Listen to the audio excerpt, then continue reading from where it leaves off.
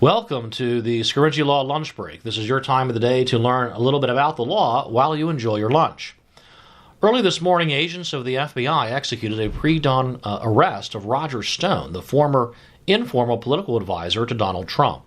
A statement from special counsel spokesman Peter Carr reads, "The indictment, which was unsealed upon arrest, contains 7 counts, 1 count of obstruction of an official proceeding, 5 counts of false statements, and 1 count of witness tampering." The long and short of it is, Roger Stone, long after he broke away from then-candidate Donald Trump as an informal political advisor, attempted to communicate with Julian Assange of WikiLeaks, who was living at the Ecuadorian embassy in London.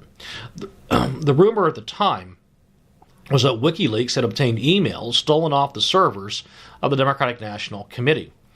And the emails may have been embarrassing to the DNC and to Hillary Clinton, Trump's Democratic rival for the presidency in 2016. So Roger Stone wanted to learn more about those emails.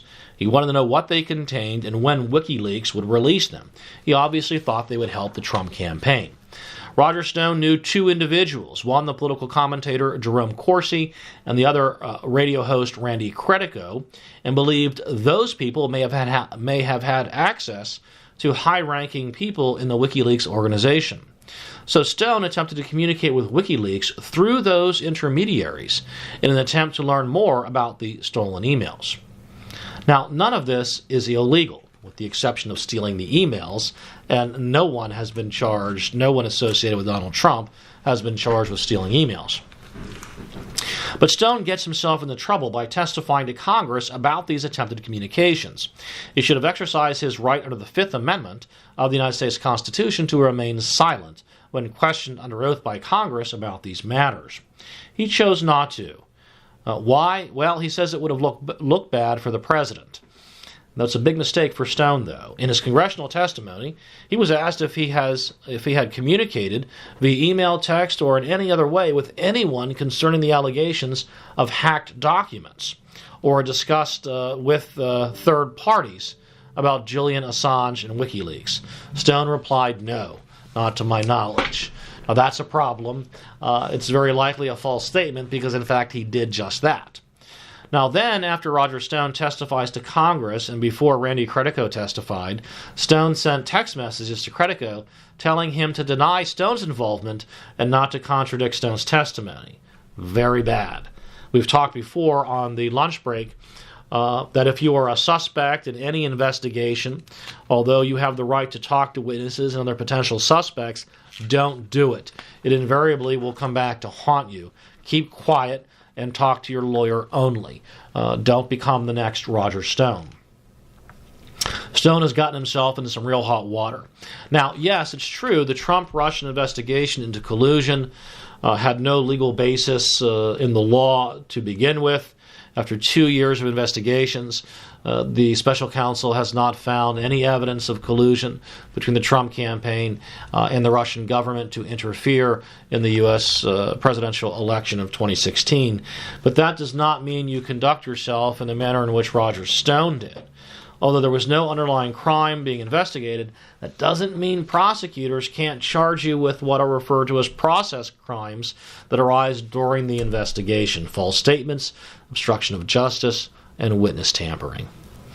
Now, as to the connections between Stone and the Trump campaign, the indictment claims that after DNC emails were published in July of 2016, a senior Trump campaign official was directed to contact Stone about other damaging information WikiLeaks had about Clinton and what future releases there might be. Now, the indictment doesn't name the high-ranking Trump campaign official or the person who directed him.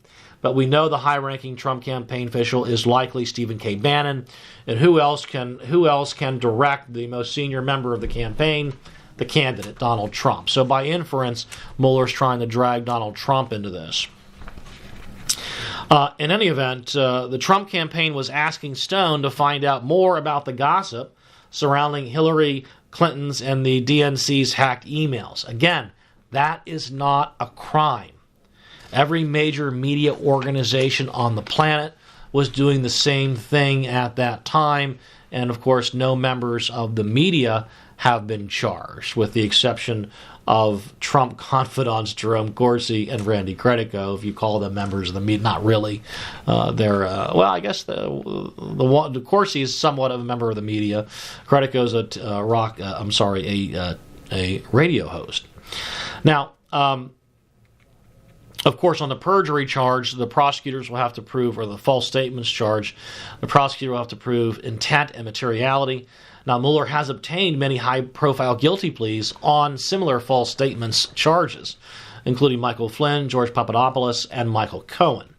But Roger Stone seems like the rare man who will not cop a plea. He will likely go down swinging. If he loses a trial, that will hurt him at sentencing, because in the federal system, you lose points for not pleading guilty early, and you lose points for going to trial and losing.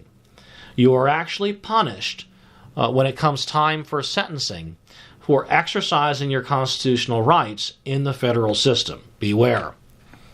Now, we'll keep you, the next step in the case, Roger Stone will go through what is called a preliminary arraignment, in which he is advised formally and he receives the formal charges, and bail will be set.